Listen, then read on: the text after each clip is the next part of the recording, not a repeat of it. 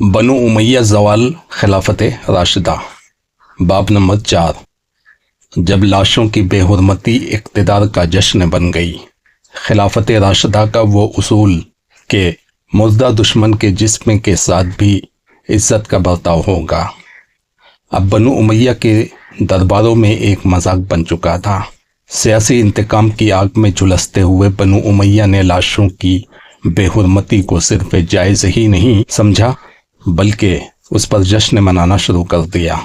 اسلام نے جس تہذیب کے ساتھ کفار کے جسموں کو دفنانے کی تعلیم دی تھی، بنو امیہ کے امراء اس تہذیب کو درباروں میں سر عام روندا کرتے تھے۔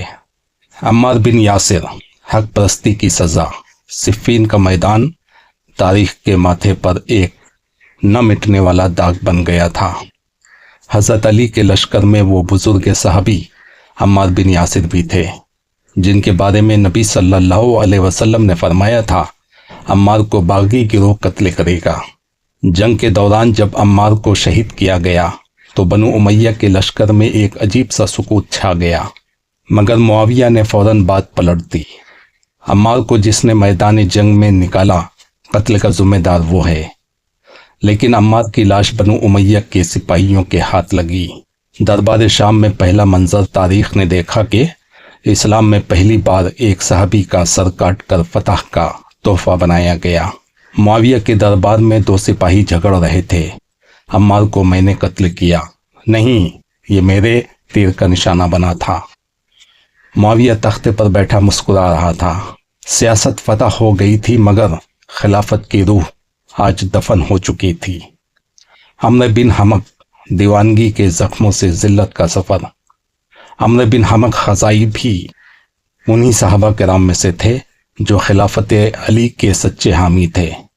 جب بنو امیہ کا ظلم بڑھا تو وہ عراق سے نکل کر ایک غار میں پناہ گزین ہو گئے۔ تقدیر نے انہیں سانپ کے ڈسنے سے شہادت عطا کی، لیکن بنو امیہ کے کارندے وہاں پہنچ گئے، لاش دیکھی، آنکھوں میں نفرت بھری، پھر سر کاٹ کر دربار دمشق کے روانہ کیا، مگر اس بار وحشت کی انتہا ہو چکی تھی۔ دمشق میں ان کا سر برسر عام گشت کروایا گیا اور پھر زیاد بن ابی سفیان نے وہ سر اس کی بیوی کی گود میں پھینک دیا۔ ایسا فعل جو کسی کافر کے ساتھ بھی اسلام نے جائز نہیں رکھا۔ محمد بن ابی بکر مردہ گدھے کی کھال میں زندہ تاریخ۔ مصر کی زمین پر حضرت علی کے گورنر محمد بن ابی بکر تھے۔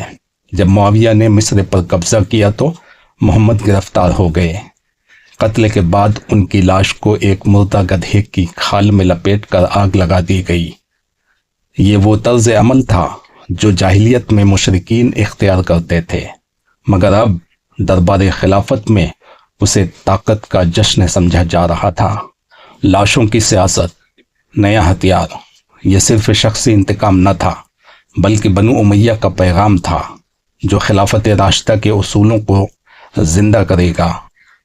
اس کے جسم کو مرنے کے بعد بھی دفن ہونے کی اجازت نہ دی جائے گی۔